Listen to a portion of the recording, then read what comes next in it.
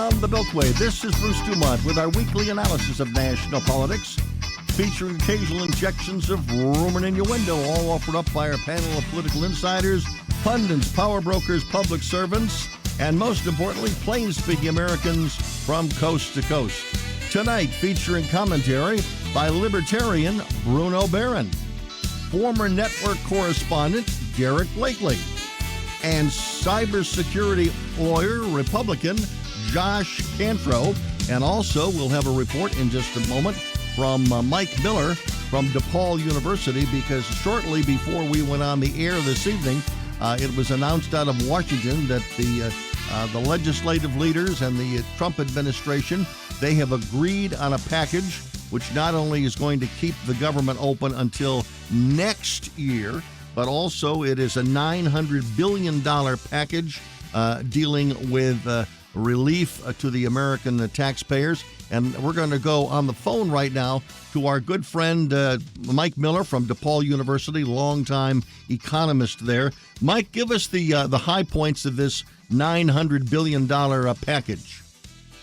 Well, it comes down to the people get some, and small businesses get some, and so do the airlines. Mm-hmm. So it's, from what I can tell, most people who make either individually $75,000 or less, for couples $150,000 or less, they're going to get $600 checks. Okay. I would guess they'll come early in the year. For those who are on unemployment comp, that will make them happy. But again, the last check that those people got was for $1,200. Is that correct? Correct. It's a smaller amount. That's correct. And the other one that's smaller is that in the original package, people on unemployment compensation received an extra $600 per week maximum. Mm-hmm. It's now $300 per week. Okay. And part of the reason that was done is because at one point, with $600, you were paying people more money to stay idle than they would have gotten had they gone back to work. And so this was a negative incentive. And so this is probably an improvement from an economic standpoint.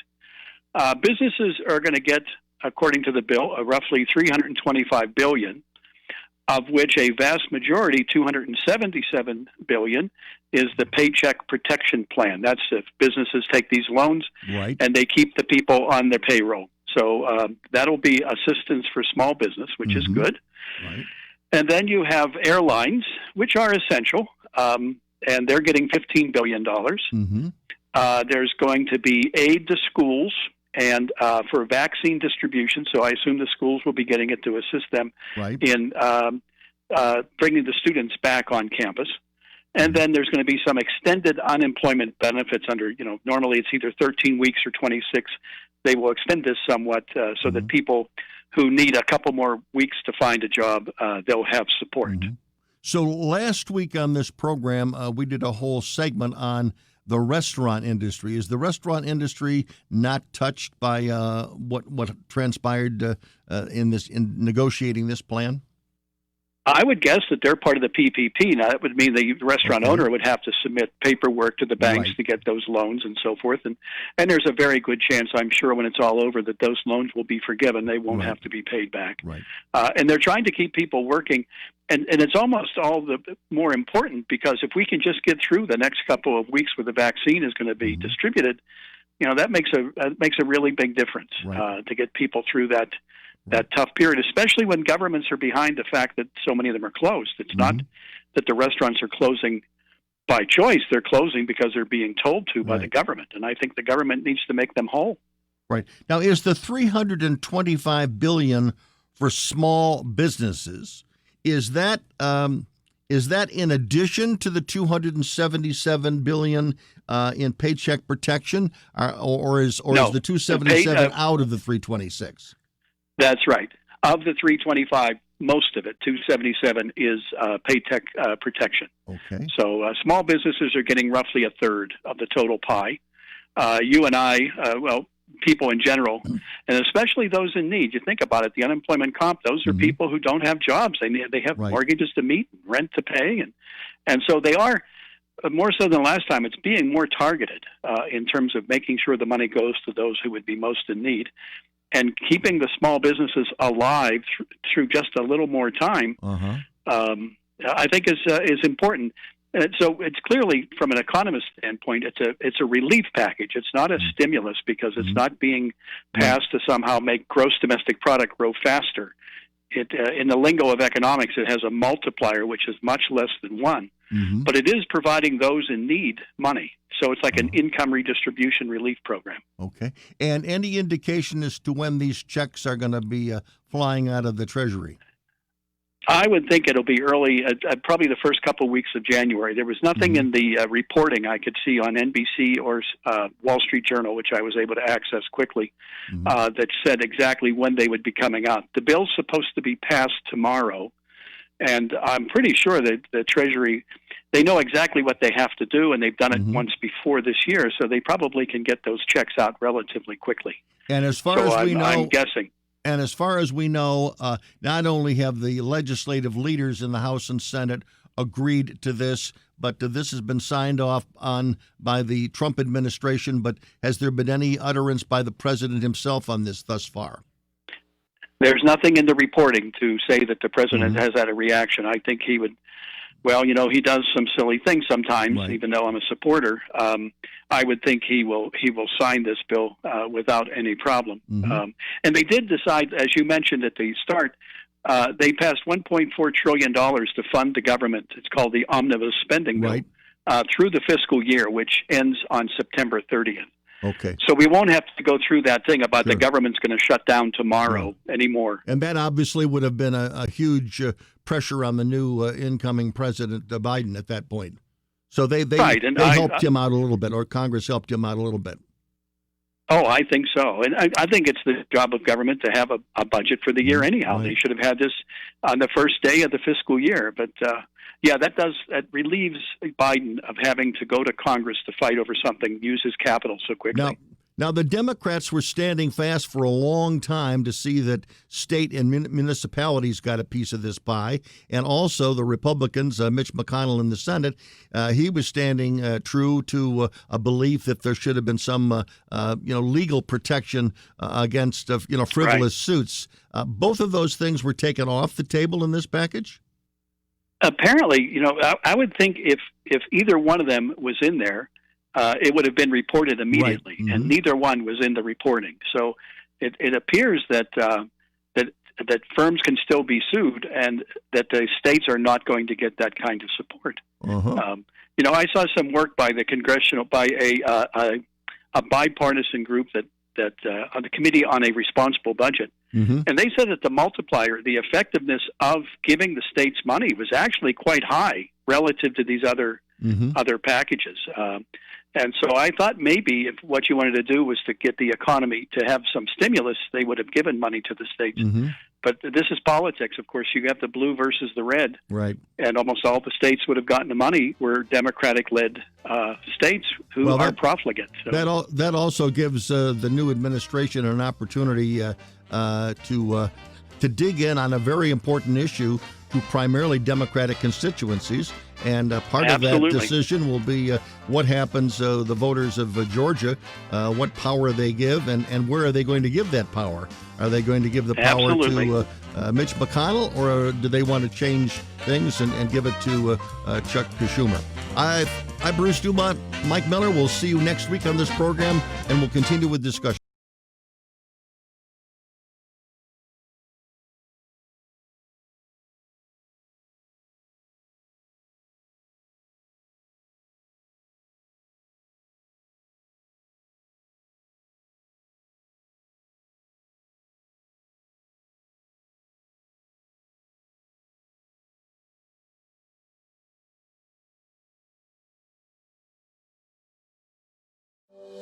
A line is a powerful thing. It connects the global economy to your living room, cleaner air to stronger markets, factory floors to less crowded roads, today's progress to tomorrow's promise. Norfolk Southern. One line, infinite possibilities.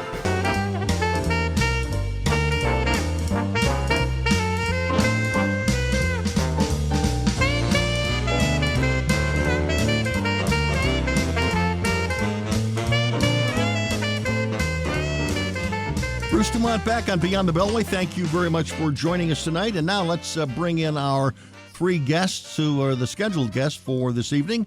Bruno Barron, Libertarian, joins us. Derek Blakely, a former reporter for CBS and NBC, and Josh Cantro, a cybersecurity expert. And before we get into the assigned topics for this evening, let's give you, Bruno, you're the Libertarian. What's your take on this $900 billion package that came out of Washington, and the president allegedly will sign it sometime this week?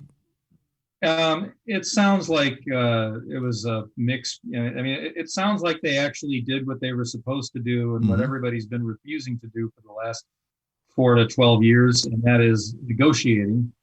And so it seems like they negotiated a package. I saw that Pat Toomey was worried about, some free form lending capacity on the part of the Fed, and the Democrats wanted to let the Fed lend indiscriminately, and they dial some of that back. So that was one of the big sticking points. When you look at something like this, and you look at that, we're in for a long winter. The vaccines aren't going to make life better or drop infections or have much of an impact on coronavirus deaths. They're not really going to do that until way later in the late winter, early spring, mid spring. So having a package like this, where people need it, and where restaurants are closed, where governments are closing restaurants, even outdoor dining in sunny California on the coast. Let's let Josh Cantro, our card-carrying conservative Republican, jump in and offer his assessment. Josh, you're a fiscal conservative. Is this? Are you a happy man tonight? I have mixed feelings about it, Bruce. I'm at some point the deficit does matter. And there are economists out there who are trying to say now that it doesn't, but it really does. And so I worry about that. But at the same time, as I've said before on this program, I do support targeted COVID relief, because these restaurants and these small businesses, I have great sympathy for. I'll tell you what I don't have sympathy for. I have zero sympathy for states like California and Illinois and Connecticut and New York that have had out of control spending and are now trying to use this crisis to come in and get money and get relief. And I'm glad that at least under the Trump administration, that's not going to happen. I want to ask Derek Blakely, because the media is usually looking for winners and losers, especially after a long debate on this subject. Is it too early to tell whether there's a winner or a loser, or did both sides blink a little bit? Well, I think you can say the compromise averted disaster, because you have to have a budget. And if we had gone without a budget or without COVID relief, which is desperately needed, it would have been horrendous. And no one likes everything that's in here. And there are some things that aren't in here that both sides desperately wanted, but they didn't get them. So that means, it's a political deal, but it's going to put money in people's pockets. It's going to aid businesses. And, as we're concerned about the deficit, we haven't been concerned about it for the last 4 years. So it's a little late to be concerned about it in the middle of a crisis. So I think it was a good measure. It's not a perfect measure. Nothing coming out of Washington ever is. Josh, one of the issues that I know we want to talk about this evening is close and near and dear to your heart. And again, there's already been a lot of publicity on it.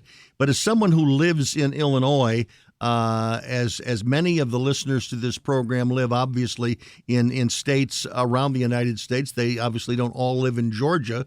But the pressure on the people who live in Georgia is about as high as you can possibly make it right now, is it not? It is incredible. I've been involved in that race, and I'm hearing from people in Georgia that they really wish that they could have voted like 3 weeks ago, and that this extended runoff, it's a 2-month deal, right, from November 5th through January 5th, that it's just too long. All of the candidates are known, and they don't need this long of a runoff. There's a lot of pressure. Both sides resent, to some degree, the nationalization of the race, the fact that you have so many outside interests and people coming in from other states. But the truth do you is, think it's been a mistake by the president and some of his supporters to raise such a stink about what's going to happen in the presidential race that it could turn a lot of Republicans off and decide, hey, the hell with Brian Kemp. The president says he's a bad guy. Why should we try to save his U.S. Senate candidate, Kelly Loeffler? I was more worried about that a few weeks ago, but the latest polls that have come out are generally trending well for the Republicans. I do worry about that. I want the president to take actions to keep in mind that his legacy is very much dependent on winning at least one of these races so that the Republicans maintain control of the Senate, and that a lot of what the Democrats are going to try to undo his legacy will not be allowed to be done. To what extent, and this is to everybody, but Bruno, tackle it first, to what extent is Donald Trump's legacy basically totally under his control? The national media is not going to say anything positive about his legacy, and that by standing basically in the schoolhouse door on this election decision, is it making history less kind of him when you look back on what the Trump administration was all about historically? Probably. When we talk about stuff like this, we're always like quarterbacking right in the game as it's happening. And we're not really taking into account how things are going to be interpreted and how things are going to be done. I don't know how. I know that the press will try to make the Biden presidency the second coming of Christ from day one. And I know that they're going to do everything they can to trash Trump. But there's a very strong probability that the Biden administration is going to be a pretty good-looking disaster, given some of the stuff that they're doing. And the Democrats have a habit of coming out of their first few days making unbelievable amounts of mistakes and looking bad. So Trump is going to look the way Trump is going to look, independent of the mistakes he might be making now with this election debate. Are you worried? Are you worried, or do you care? And I'm going to ask you, and I ask everybody about it. Is it important to you that Donald Trump show up on January 20th and be on the dais as the power in the United States shifts to Joe Biden? No. Well, you were talking about the Trump legacy. Go to Derek. We'll go to Derek. The very question you ask underlines the point that the person who's done most harm to the Trump legacy is Donald Trump, because in things he has said and things he has done for 4 years, he has deflected attention from whatever accomplishments he's had, and he's been his own worst enemy. So if he doesn't show up on January 20th, won't make any difference. Joe Biden will still be the president, but it'll underscore his legacy as a sore loser, as his series of election fraud suits have done. Josh, your opinion. Josh? I disagree with that. I mean, people talk about the election suits and how he's losing in court and all that. I can tell you as a lawyer that it is it's hard to prove fraud, but that doesn't mean it didn't happen. And there's all these affidavits out there that no one in the media wants to talk about, firsthand witnesses of fraud. So I think the president has every right to be upset about how things turned out. And personally, I don't care if he shows up or not. If he wants to go start his 2024 campaign with a rally, that's just fine with me. Do you think, there have been some, including back to the administration, that hint that he's going to run again in 2024?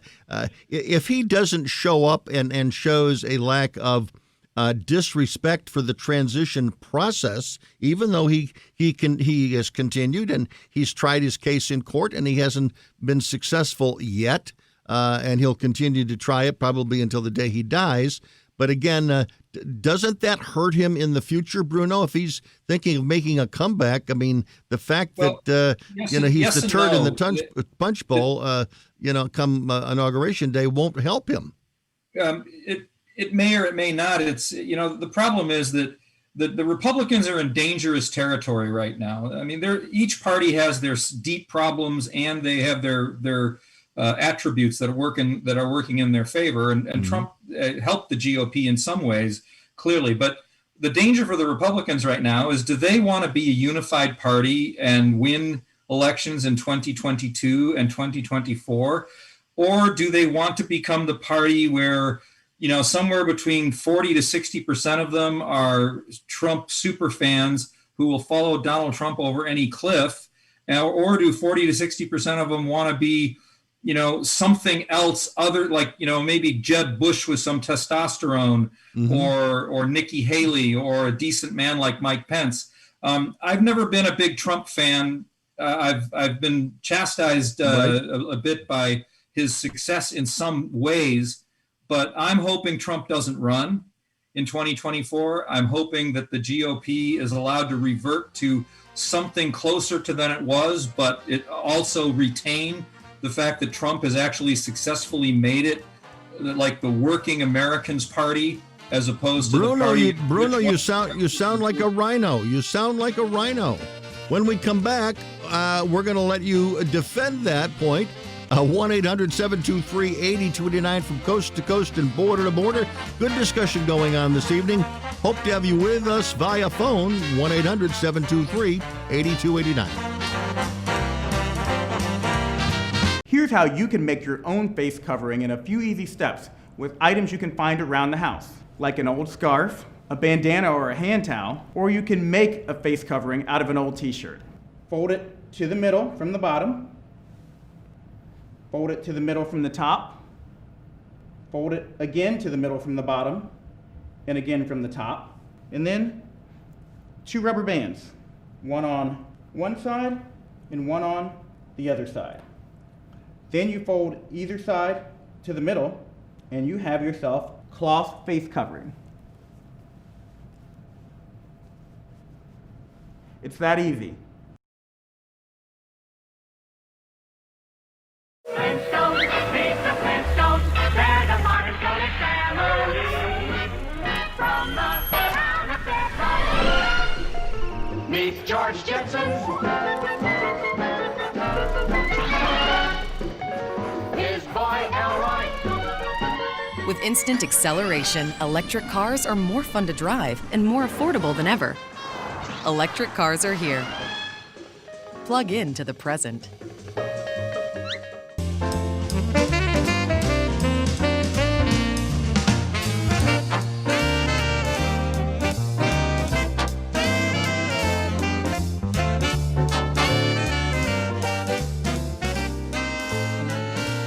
Bruce DuMont back. We continue with Beyond the Beltway, wherever you're listening from coast to coast and border to border. Merry Christmas to you. Happy Hanukkah to those of the Jewish religion. And also, we wish you all safe driving in the next couple of weeks as we head towards 2021. And a lot of people can't wait for 2020 to be over, including many of our guests. And I'm going to let them take a moment now to introduce themselves. And we're going to begin with Bruno Barron. Bruno, give us a little 30-second background on who you are.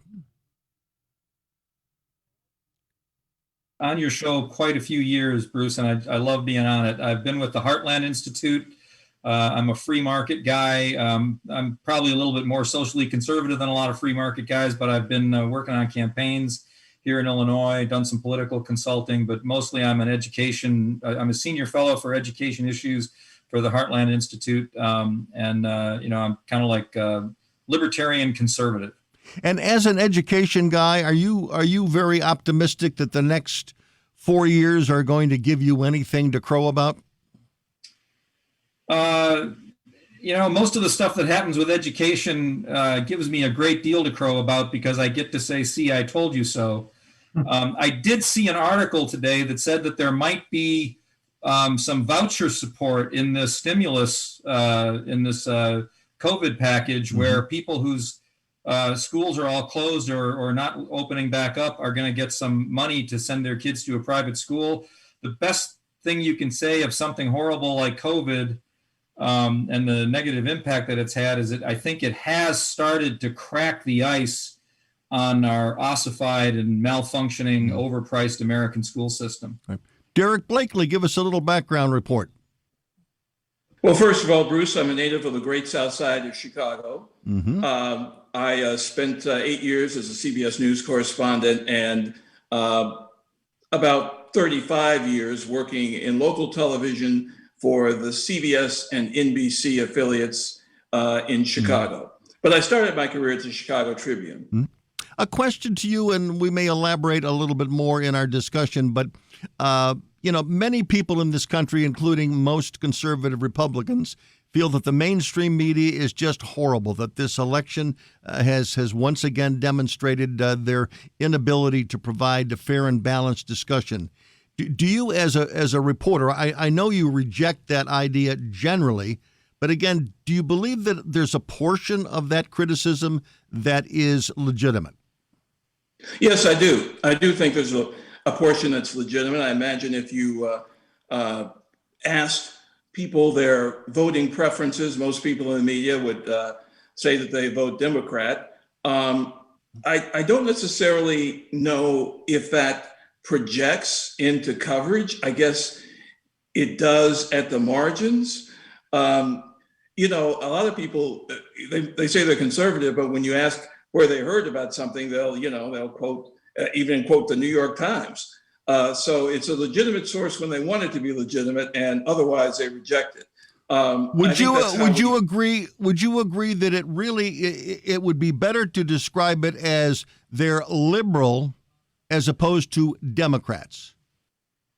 Probably. It's not necessarily that there's a loyalty to the party, but there's a loyalty to the philosophy that permeates the party, which is more left than right when it comes to Democrats. I think that would be fair. Okay. And Josh Cantrell, give us a little bio on yourself. Bruce, thank you again for having me on the show. I've been on many times over the past 4 years. And I am I would say fiscal conservative, social moderate, former never Trumper. Now I'm a huge Trump fan. I think he's one of the greatest presidents of my lifetime. And I'm really sorry that to see him go. But in any event, I'm also a pro-Israel activist and very much appreciate what this administration has done to strengthen U.S.-Israel relations. And in my day job is I'm a cybersecurity attorney, and I help businesses when they get sued over cybersecurity events. Okay. One thing I just want to mention on a personal note, there are several members of the Beyond the Beltway roster who join us periodically here on the program. Josh is one of them. Dave Lundy is another. And also Nick Kalm is a third one. And this past year, they have shared with their Facebook friends, including myself, great pictures of their family vacations. And Josh, I mean, as a father, just take a moment. We're going to show to those watching on TV, we're going to show a couple of pictures. But again, tell us about the experiences that you've had this year with your family on the road. Bruce, I'm the kind of guy that just can't sit still. And so when the lockdown sort of eased up, I'm fortunate that I'm able to work remotely from this very computer that we're communicating on. And I decided to take the show on the road. My boys were doing school online. They missed their camps this summer. So far, we've hit 12 national parks, numerous national forests and state parks, and we've just been touring the country and all over the place, Pacific Northwest, the Rocky Mountains, the Southwest, a bit into North Carolina and the Great Smoky Mountain area, and all throughout the state of Michigan, but mostly out west. Yeah, and it's just been great. And I'm really thankful that the technology has enabled me to continue to work, service my clients, but also spend time with my boys.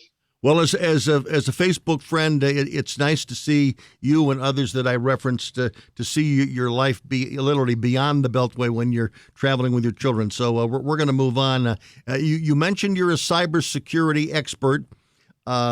Give us what you believe to be the appropriate response to the story of allegedly Russian involvement, and the president thinks it might be Chinese, but certainly foreign involvement in hacking into many agencies of the United States government. What can we do to stop it, and how severe should we be in retaliating against it? Well, the truth is that I've been in the cybersecurity space for about 17 years. This has been going on through many administrations, and it's not new. What is different is the nature and severity. This appears to be the worst one yet.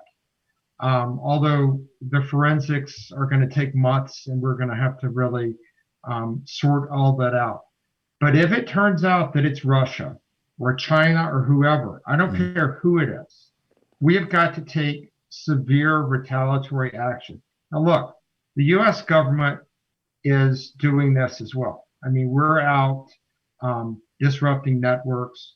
The most notable example was the joint U.S.-Israel effort, Stuxnet, that disrupted and really retarded Iran's nuclear program for several years. And that I'm not an Obama fan. I never have been, but that was a great effort by the Obama administration working with the Netanyahu administration. Bruno, I go to you to ask you the same question. How should we retaliate, or have we already retaliated and we just don't know it yet? Yeah, we don't know. I'm certainly not an expert in that. I actually tried to put a text into a friend of mine who works in the cybersecurity field, not on the legal side like Josh, but in the actual protection of the networks. And he didn't get back to me. The most you can do to retaliate, perhaps, would be trade or blocking some trade benefit or something like that. I don't know that there's a world court you can sue them in. I don't know if that would help, even if you could. The other thing would be to retaliate using some other cyber networks and try and ruin their computers or something. But this seems to me the danger here is that some of these really, really, really smart and sophisticated people, whether under the color of another flag or even on their own, it's dangerous how much havoc they can wreak and how asymmetrical this is. Who knows whether one of these days someone's going to gain control of a missile silo or a superbug and be able to release it. That to me is what scares me the most. Derek, Axios has done some great reporting in the last 10 days about the involvement of the Chinese intelligence operations in trying to get a foothold into the United States through intricate long-term plans to infiltrate congressional offices. And obviously Congressman Swalwell of California has been wrapped up in this discussion, who ends up on the Intelligence Committee, which is quite scary. But thus far the news in the past has been about Russia, and yet it appears that there needs to be an equal amount of diligence spent on the Chinese, or maybe even more. I'm sure we are under attack by hostile forces around the globe in this area. I am certainly no cybersecurity expert or even an internet or digital expert, but this is kind of stuff that goes on in the shadows. But just as Bruno said, you wonder how vulnerable we are. There's been talk in the past about how vulnerable the electric grid is, or perhaps our water resources.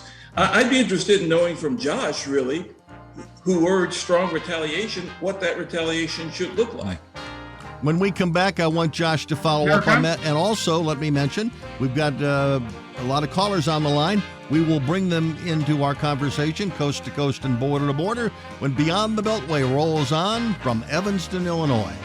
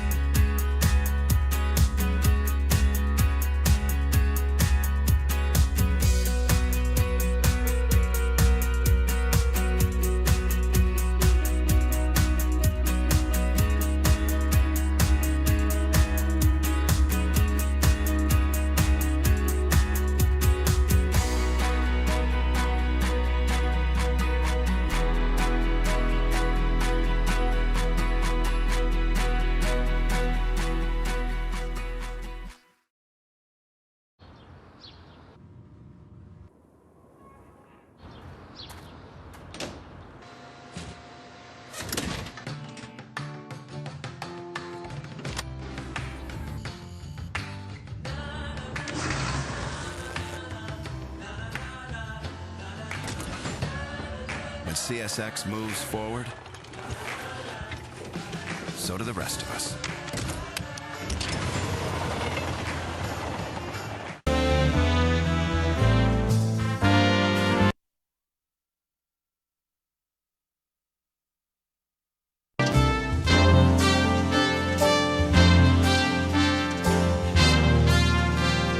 Bruce DuMont back, and we continue.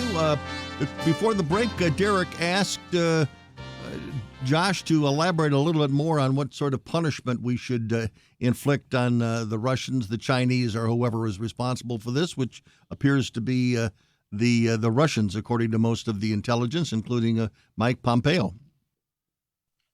Well, that's a great question, Derek, and it's a question that's already splitting Republicans. You have Senator Rubio saying this is an act of war, or it's like an act of war, and we can't just retaliate with sanctions. It's got to be something more. Now, I don't know what he really meant by more. Sanctions would be the most obvious thing, but going on the offense and doing to them what they did to us is another thing. But again, to be honest with you, we're already doing things like this. I can't get into a lot of detail, right, but I've been involved in some cases where that is just been the situation. Okay. Folks, we have some callers on the line, so I want to bring the callers into the conversation. We have monopolized it so far. Pamela, listening to us in Knoxville, Tennessee. Pamela, how is the volunteer state going tonight? Oh, it's doing well. The Lady Vols are doing quite well this season. Our basketball team, their football team is not. And Governor Lee's wife has coronavirus. But I have a question and I have a comment.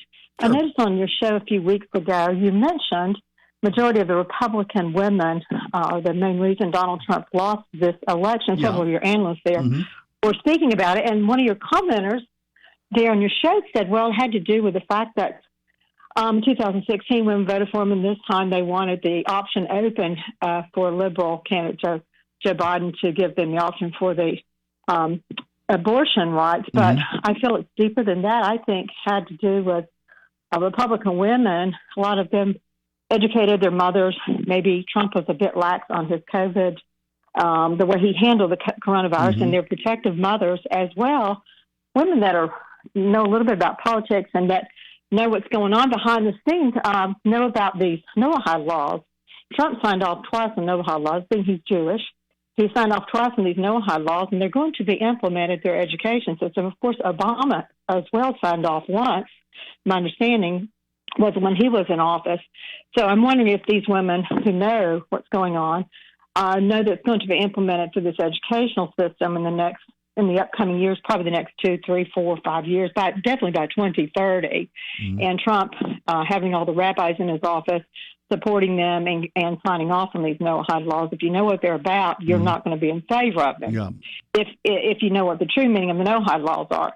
And many people don't. They just don't know what's going on in this world.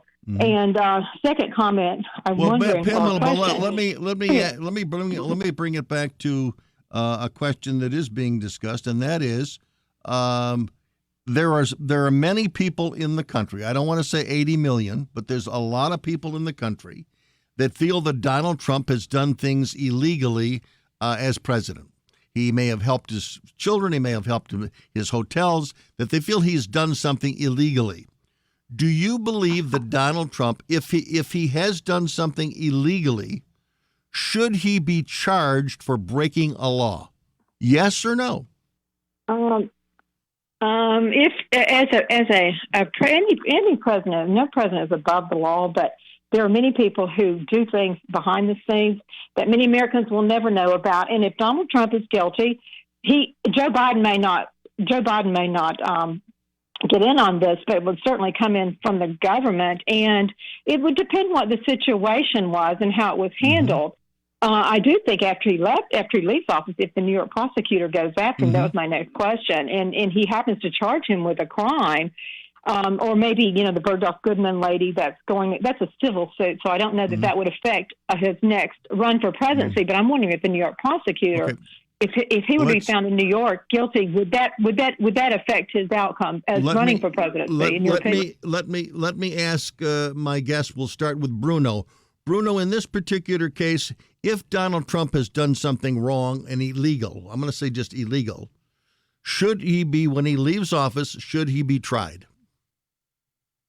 Why not? I mean, if you're a conservative and you stand for law and order and we live in a nation of laws, then yes, he should get the same chance to defend himself as anybody else. Josh, do you agree with that?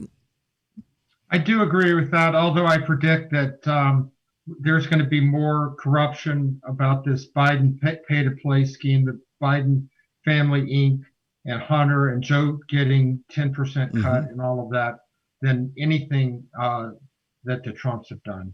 Okay, but again, we apparently know that a president can't be tried. So the question is, if he is tried, do you think that how many of those 80 million people are going to be cheering if Donald Trump is tried? My question to you, Derek. Is this something? Is this part of the blood they want from Donald Trump? Oh, I think there's a certain segment of the Trump haters crowd that would like to see him go down. But I think, frankly, we would like to say that everyone's equal before the law, but I think there is some deference that is shown a former president.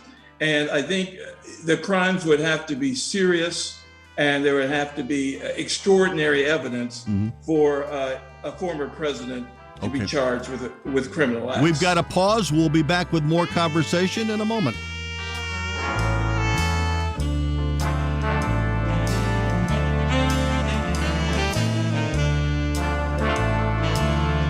Bruce, are we still on?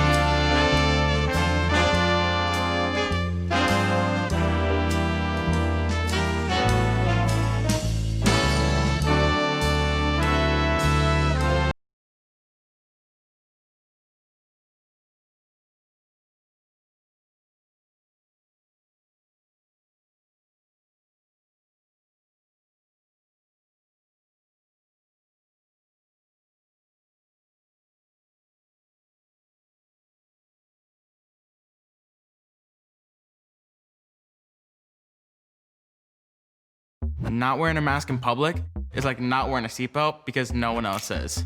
Or not wearing a life jacket because it's uncomfortable. Or not wearing a helmet because it's just one play. Or not putting me in a car seat because we're only going down the block. A mask is like anything that keeps us safe. It only works if you wear it. So wear a mask when you're out in public, because we're all safer and stronger when we go all in, Illinois.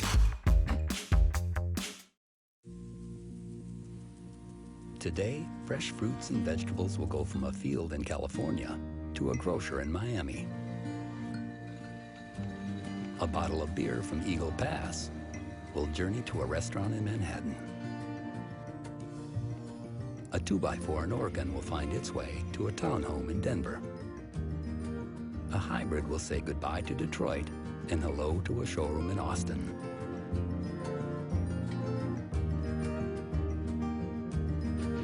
While a steel beam will leave a mill in Illinois for a high-rise in Phoenix.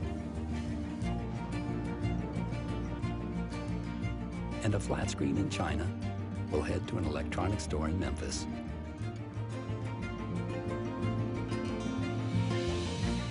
Because today, as every day, wherever you find business, you'll find us.